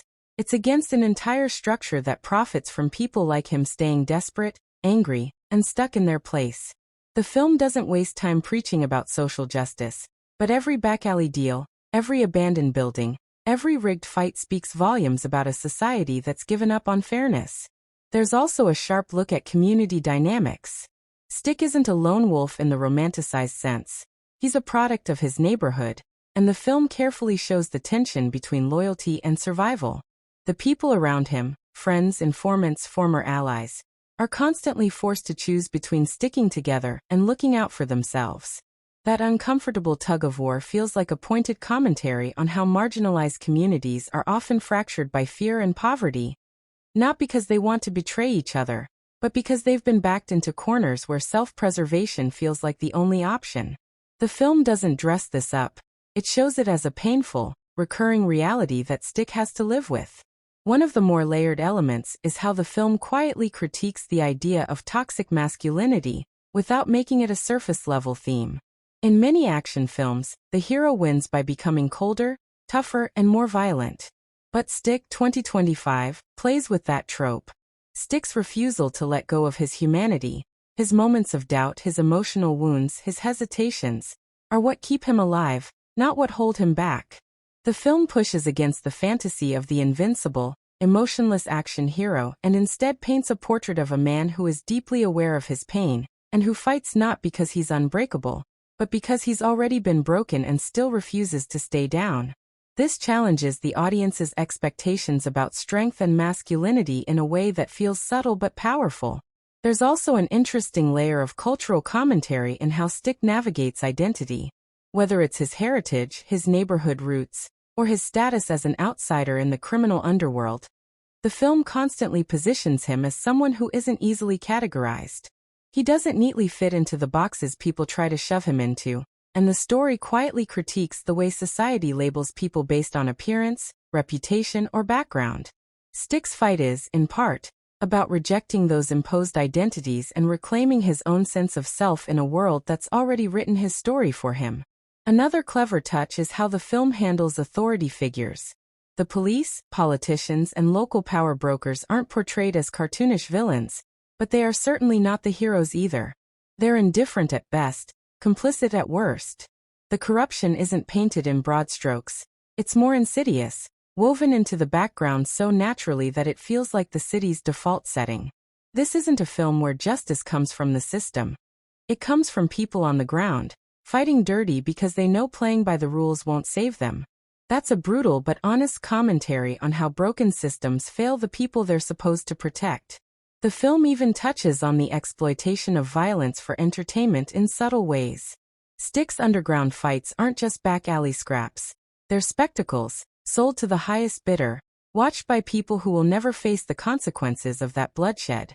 There's a dark mirror here reflecting how society consumes violence as entertainment while ignoring the real people who suffer from it. The film doesn't make this its headline, but it's there, sitting beneath the surface, asking the audience to think about what we're watching and why we're drawn to it. Stick 2025 is packed with action, but the social and cultural commentary running beneath the story gives it weight. It doesn't shove these ideas down your throat. It lets them bleed through naturally, making the film feel like a living, breathing critique of the world it's set in. The complexity comes not from speeches, but from choices, from who Stick is allowed to be, from what his world forces him to do. It's a story that respects the intelligence of the audience, trusting them to see the commentary woven into the grime, the sweat, and the silence. When you stack Stick 2025 against other films in the gritty action genre, It's impossible not to immediately think of heavy hitters like the John Wick series, The Equalizer, Nobody, and even Man on Fire. These films share a similar DNA. A lone fighter with a painful past, driven by revenge, justice, or survival, cutting through waves of enemies with brutal efficiency. But what Stick 2025 does differently is that it strips away some of the stylized glamour you see in a film like John Wick, and trades it for something much more grounded, raw, and intimate. Where Wick's world feels like a sleek, underground opera of assassins with secret codes and rules, Stick's world is dirty, sweaty, and desperate. A street-level war that feels more personal, less mythologized. Unlike Nobody, which plays with a slightly comedic undertone and leans into its middle-aged action hero vibe, Stick 2025 doesn't crack jokes or offer any winks to the audience. It's serious, it's tense, and it doesn't give the viewer much room to breathe. There's no ironic detachment here. This film wants you to feel the weight of every broken rib, every scar, every sacrifice. It's less about flash and more about fight-for-your-life grit. Even compared to The Equalizer, which shares Stick's love for methodical vengeance, Stick 2025 feels more vulnerable. Denzel Washington's character often feels unstoppable, carefully calculating his every move. Stick, on the other hand, feels like he's just barely surviving, taking each hit and scrambling to stay upright. That makes his journey feel less like a perfect plan, and more like a desperate scramble with real stakes. Where Stick 2025 sets itself apart is in its emotional texture. Films like Man on Fire dive deep into grief and redemption, but they often lean heavily into grand emotional gestures. Stick 2025 plays it quieter, letting small, raw moments carry the emotional weight. There are no big speeches, no slow-motion montages set to swelling orchestras, just brief, rough exchanges, glances that say more than words, and small actions that tell you exactly who these people are. It's a subtler kind of heartbreak, one that creeps up on you rather than knocking you over all at once. When you look at it in the broader action landscape, Stick 2025 feels like it borrows the bones of the classic revenge thriller formula, but breathes fresh life into it by dialing up the realism and stripping away the fantasy. There are no secret societies, no limitless ammunition, no invincible heroes, just a man, his fists, and the weight of everything he's lost. The fight choreography also stands out because it doesn't lean into flashy martial arts or balletic gunplay. It's close quarters, brutal, and ugly in the best way. You can feel the exhaustion, the desperation, the absolute survival instinct in every scene. It feels more like a street fight than a choreographed showcase, which sets it apart from the precision fighting style you see in the John Wick films, or the clean tactical action in Extraction. Compared to the director's earlier work, if they've tackled polished action or more stylized crime dramas before, Stick 2025 feels like a deliberate shift toward something raw and stripped down. If previous films leaned on visual flair or highly stylized worlds, this one trades that for emotional rawness and a more brutal, stripped-back aesthetic. It feels like a director saying, let's put away the style for a second and just tell a story that punches you in the gut. Stick 2025 also offers a fresh spin on the familiar by how it frames the city itself. Unlike other films where the setting is just a backdrop, here the city feels like a character, breathing, decaying, closing in around Stick. The geography of the streets, the underground fight clubs, the claustrophobic alleys. They aren't just locations, they're narrative pressure points that shape the story and force Stick into corners where he has to either break or find something inside himself to keep going. In terms of pacing and structure, some films in this genre rely on rapid, unrelenting action to keep the audience hooked. Stick 2025 dares to slow down when it needs to. It lets tension simmer. It lets you sit with the aftermath of violence instead of rushing to the next set piece. That patience, that willingness to sit in silence or discomfort, gives the film a weight that's often missing in similar action flicks that prioritize momentum over emotional depth. So while Stick 2025 shares thematic similarities and action DNA with some of the genre's biggest hits, it carves out its own lane by choosing to be rougher, more grounded, and emotionally quieter. It doesn't reinvent the wheel, but it polishes it in a way that feels authentic and deeply human, making it stand apart from its glossier, more stylized peers. It's the kind of film that fits comfortably alongside the genre's greats while still offering something that feels fresh, immediate, and just a little bit different. Stick, 2025, doesn't just deliver a gritty street-level action story. It weaves layers of symbolism and metaphors throughout its brutal journey, turning the film into something that speaks beyond fists and firepower. One of the most noticeable symbolic elements is the use of scars, not just on Stick's body, but also in the environment around him. His physical scars aren't just battle wounds.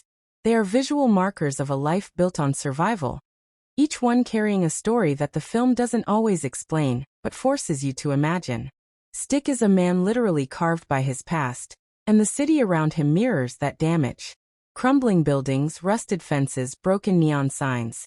This isn't just production design. It's a living, breathing reflection of Stick's internal decay and the wreckage of the world he's trapped in.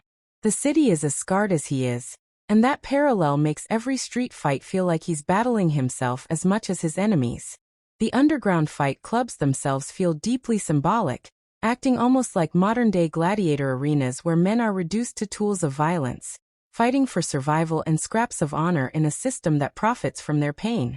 These brutal arenas strip away identity, turning Stick and others into nameless weapons.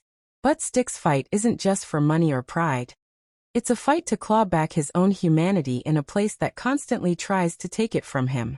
Every time he steps into that ring, it's not just a battle for physical survival. It's a desperate push against a world that's trying to erase him. Another powerful metaphor running through the film is the use of chains. Whether it's the literal chains used in street fights or the symbolic chains that represent Stick's past obligations, regrets, and debts, the imagery constantly reminds the audience that Stick is a man bound by things he cannot escape. There are moments where chains are used as weapons, but they're also shackles, wrapping around him in both a physical and emotional sense. They speak to the things that tie him down: his loyalty, his guilt, his history. The tension of the film often revolves around whether Stick can break free from these chains, or if he will remain a prisoner to them, no matter how hard he fights. Water also plays an interesting symbolic role throughout Stick, 2025. Rain frequently falls in key scenes, and it's rarely a simple background choice.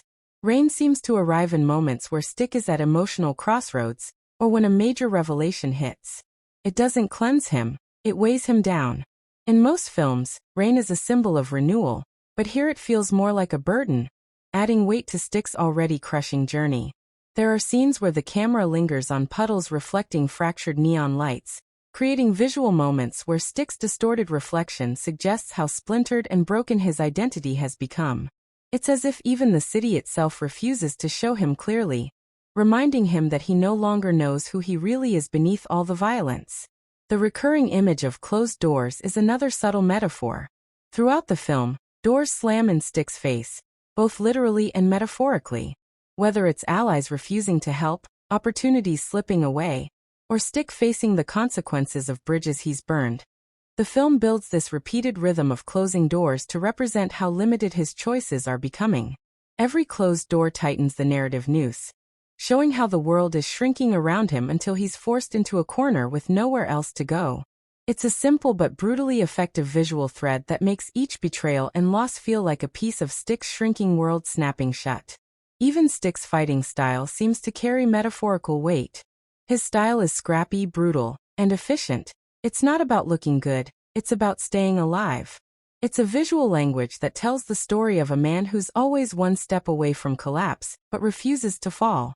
The choreography seems to purposely avoid elegance in favor of desperation, which feeds into the larger metaphor that life is a fight, but sometimes just surviving is a victory in itself. The film also plants small, recurring objects that build quiet metaphors over time, like a photograph that Stick keeps tucked away, worn and creased, a constant visual anchor to a past he can't reclaim. It pops up in moments of hesitation, like a silent question asking whether the man in that photo still exists. This simple object serves as a visual heartbeat throughout the story, pulsing in the background as Stick is pulled further and further away from the man he used to be. Even the soundtrack seems to be laced with symbolic cues. Certain themes play like echoes from Stick's past, surfacing at key emotional points as if the music itself is dragging him backward. There are moments where the score drops into silence, amplifying the emptiness and isolation Stick carries, making it feel like he's fighting in a vacuum where victory might not mean anything at all. Stick, 2025, takes its symbolism seriously, embedding it into the very texture of the film so that it's not just layered on top of the action, but flows organically through every frame. It turns what could have been a straightforward action movie into a story rich with visual metaphors and hidden meanings, making it feel like a brutal, bruised poetry in motion. The symbols aren't there to be explained, they're there to be felt, leaving viewers to carry those quiet questions and visual echoes long after the fight is over. Stick, 2025, is not just a standalone story. It's an intriguing addition to the larger Marvel universe, particularly the gritty, street-level corner that often gets overshadowed by cosmic battles and multiversal chaos. Stick, as a character, has always been a mysterious yet significant figure in Marvel lore, especially in connection with Daredevil and the mystical war against the Hand. This film carves out a deeper, more personal chapter of that mythology, pulling the audience into the unglamorous but equally dangerous back alleys of this world where battles aren't fought with world-ending weapons but with fists, blades, and the weight of personal demons. The film doesn't exist in isolation. It leans heavily into the pre-established mythology that fans have encountered in comics and other screen adaptations, particularly the Daredevil series where Stick served as Matt Murdock's blind mentor. However, what makes Stick, 2025, fascinating is that it's not content with simply rehashing what we already know. Instead, it expands the universe by peeling back Stick's personal history, exposing his own battles with the Hand, his struggles with leadership in the Chaste, and his own failures that subtly ripple into the larger narrative we've seen in other stories. This film almost acts like a secret missing puzzle piece, filling in the emotional and historical gaps that enrich the stories of other characters we've come to know. It's as if Stick has always been a ghost haunting the edges of the Marvel streets, and this film finally shines a harsh spotlight on him. In terms of franchise contribution, Stick, 2025, deepens the mysticism and philosophy that have often played in the background of Daredevil's world. It brings forward the eternal war between the Chaste and the Hand with more nuance, suggesting that this conflict isn't as black and white as some earlier portrayals made it seem. The film's exploration of loyalty, betrayal, and moral gray zones adds layers to the franchise's previously more straightforward battle lines. It invites audiences to question whether Stick's methods, often cold and brutal, truly serve the greater good, or if he's simply another soldier trapped in a cycle of violence that never really ends. These questions linger, and they don't just affect Stick. They reshape how we might view other key players in this narrative web, particularly Daredevil, Elektra, and anyone who has been caught in the crossfire of this hidden war. There's also a fascinating way the film intersects with historical texture, not in the sense of recreating real-world history, but in how it honors the long legacy of martial arts cinema and classic mentor-mentee storytelling traditions.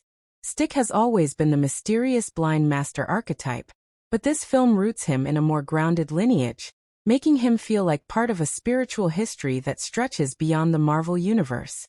The fighting styles, the ancient codes, and the deep respect for training and discipline all nod to classic Eastern influences, but the film smartly adapts these elements through a modern, gritty lens that feels at home in Marvel's urban jungle. The flashbacks to Stick's younger days pull viewers into different eras of this underground war, giving the story a multi-decade scope that feels epic without needing a global stage.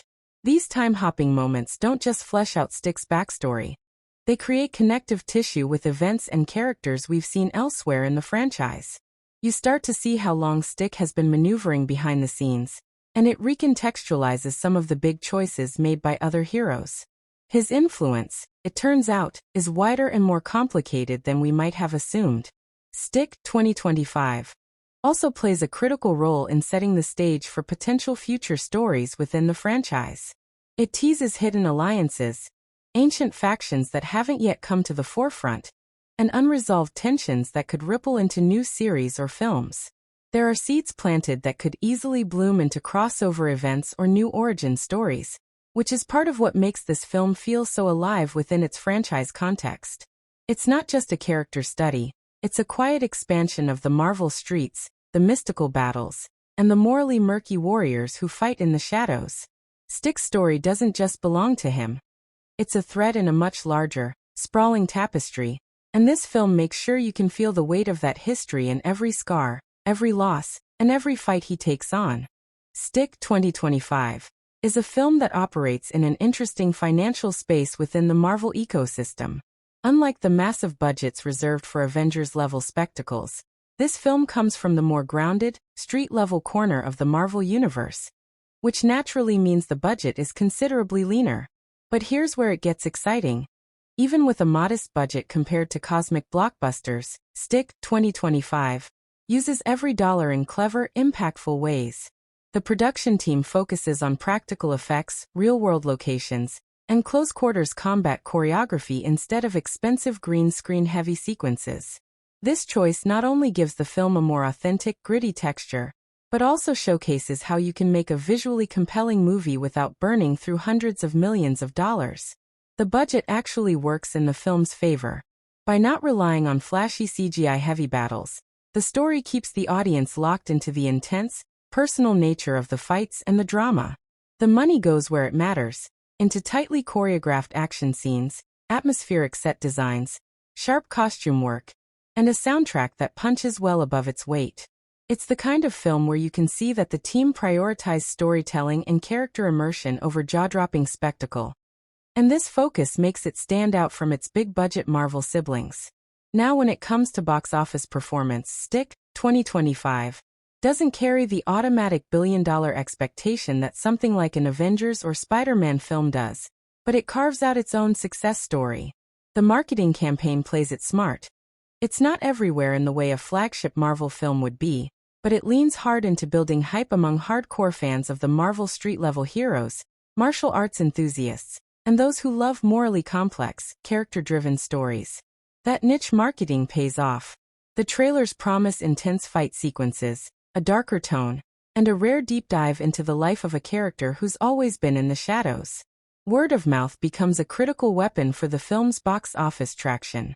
As soon as fans start buzzing about the quality of the fight choreography and the surprising emotional weight, the film's momentum builds quickly. The film's box office journey isn't a meteoric rise like the cosmic Marvel entries, but it performs consistently, especially in international markets where martial arts films have always had strong appeal.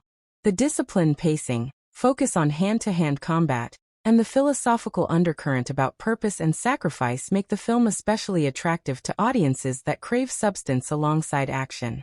Interestingly, the film's lower budget means it doesn't have to break box office records to be considered a hit. It's one of those rare Marvel stories that succeeds by playing smaller, aiming for high-quality delivery instead of overwhelming scale. Audience reception also plays a big role in pushing the film forward. While the marketing draws in the initial crowd, the audience's strong emotional connection to Stick's personal struggles and the detailed attention to the Marvel street lore keep people talking. Fans start connecting threads between this film and other Marvel stories, fueling conversations and repeat viewings. The fact that the film performs well without the crutch of massive CGI-driven spectacle or reliance on big-name heroes shows that Marvel's street-level storytelling still has a strong, profitable place in this sprawling cinematic universe. The box office numbers might not challenge the giants, but Stick 2025 proves that financial success isn't just about huge opening weekends.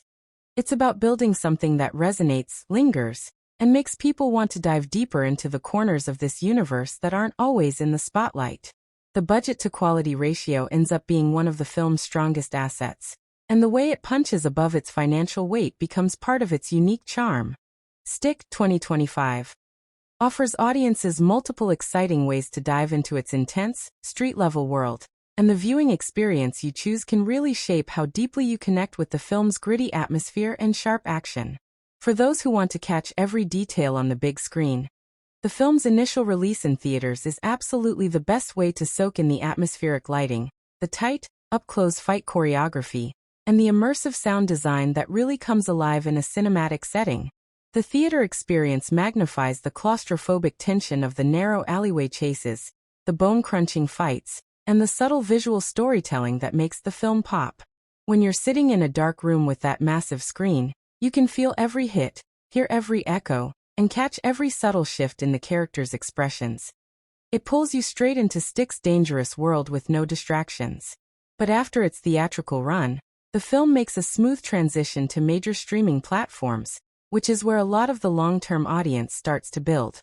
Watching it at home gives viewers the luxury of pausing, rewinding, and dissecting those layered fight scenes and catching the symbolic details woven into the background. Streaming is perfect for viewers who love to dig into the story at their own pace, maybe even rewatch certain scenes to appreciate the careful choreography and the depth of Stick's emotionally heavy moments. Some scenes are so tightly packed with layered gestures and fleeting references to the broader Marvel universe that streaming becomes the best option for those who want to fully unpack everything the film has to offer.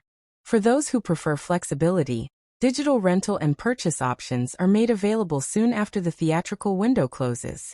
Digital platforms offer high-definition quality and the convenience of owning the film, which is great for fans who might want to keep it in their collection, especially if they're already building a Marvel street-level library alongside titles like Daredevil or The Defenders. The digital version also often includes bonus content, behind-the-scenes footage, director's commentary, or fight choreography breakdowns, which adds another layer of enjoyment for hardcore fans who love to see the craft behind the story. There's also a special appeal to watching Stick 2025 in a home theater setup if you've got one, because while the film doesn't lean on giant visual effects, the sound design is rich with atmospheric details that can really shine on a good sound system. The precise sound of footsteps, the gritty clash of weapons, the subtle score that builds tension. These elements come to life when you've got the audio dialed in. Ultimately, whether you catch Stick 2025 during its theater run to experience the raw energy on the big screen, stream it for detailed, thoughtful rewatching, or grab it on digital for permanent access, the film is widely accessible and ready to meet you where you are. The distribution is smart, making sure that whether you're a theater goer, a binge watcher, or someone who loves to collect digital movies, you have a way to step into Stick's world and feel the weight of every choice, every fight, and every hard-earned lesson along the way.